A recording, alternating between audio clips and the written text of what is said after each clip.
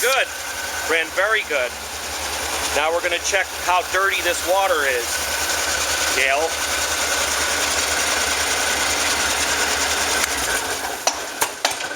A little bit of a diesel, but that's inherent in every small engine. Sometimes you're better off just running it at a higher RPM and then shutting it down, then you won't get that.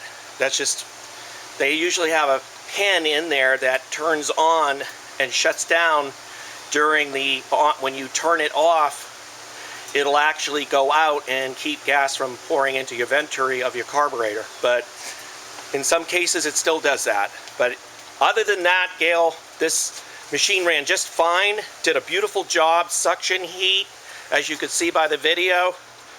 I'm going to put it on a private YouTube for you so you can look at it. Dirty water, let's check the water out and see what was in this water, what in the carpet. Oh my God. That is dirty and I'm right in it.